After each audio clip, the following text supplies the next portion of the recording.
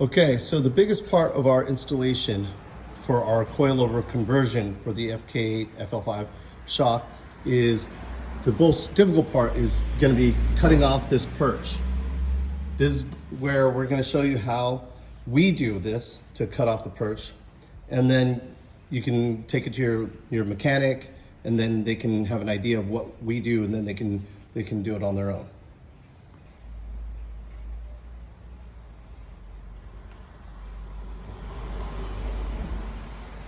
Right now you're just kind of just marking where you want to cut. Is that correct? Yep.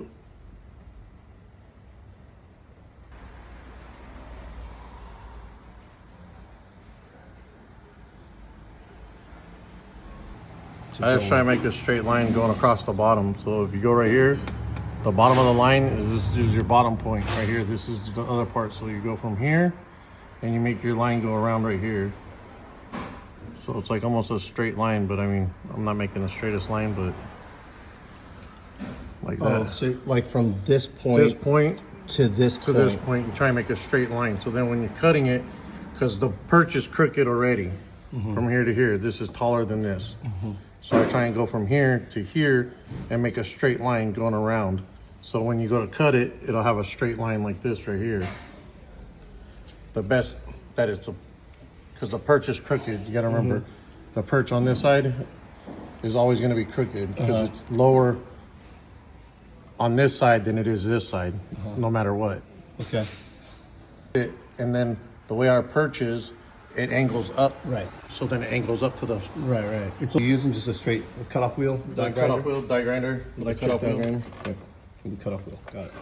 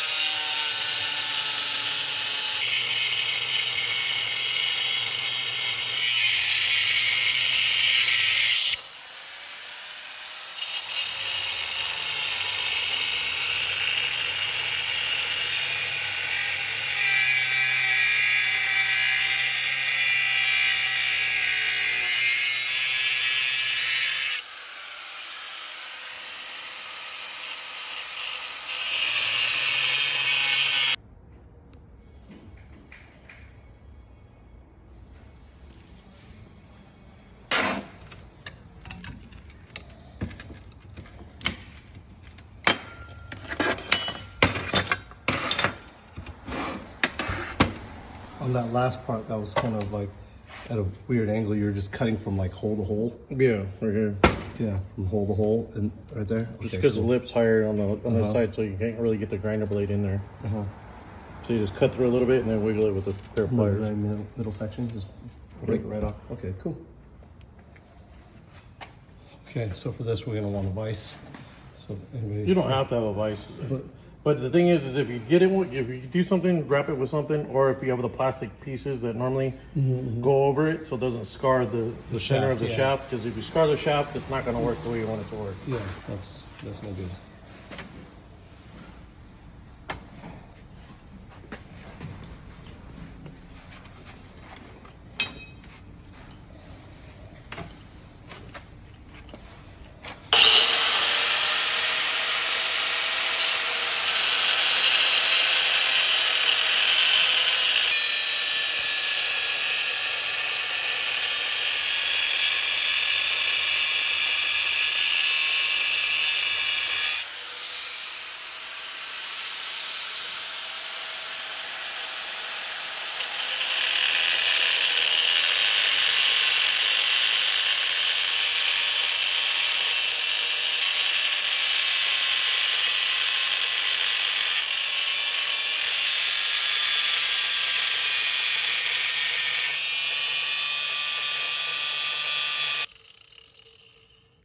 And another thing you want to do when you're doing it, so when you cut through this opening right here, you'll see in between right here, you'll see where the shock housing is, or the strut housing's at.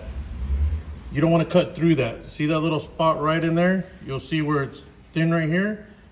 You don't want to cut any further than that because you'll cut into the housing. And then if you cut into the housing, it'll leak the oil out. Yeah, that ruins our shot. Yeah, so then This is where it's so critical. this is where you want to go, and you just score your line and keep going. And then we're going to make relief cuts right here. So then we can wiggle it and it'll break off. Instead of trying to cut it all It's the trying way to cut through. all the way through. Okay, got it.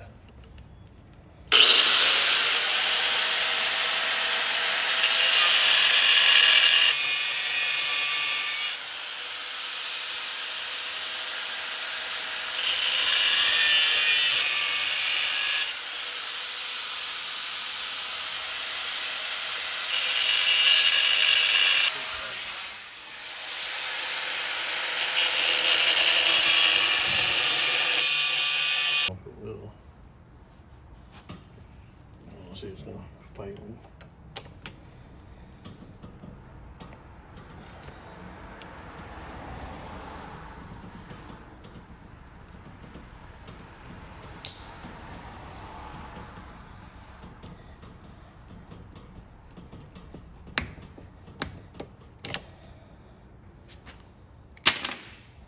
See.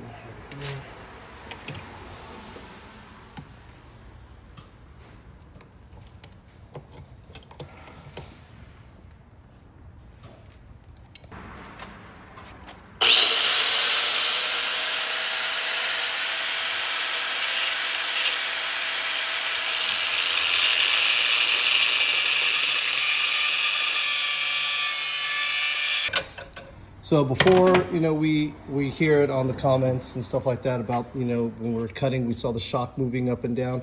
We should have butted the shock all the way up. All the way up against it. all When the we way do like against that. right here, so we didn't have any movement. Okay, we didn't damage our shock. There's no shaft play or anything There's like that. no shaft play. There's no and- scarring. Yeah, no scarring. So this is just this is a new thing that we are doing. Nobody else. I don't think anybody else in the world has been doing this for FK8s and FL5s and stuff. So this is all prototype, guys. Okay, so before you go and crucify us on the internet and tell us we suck, but just let's do what we're doing with our own stuff. This is my car, my stuff. Thanks.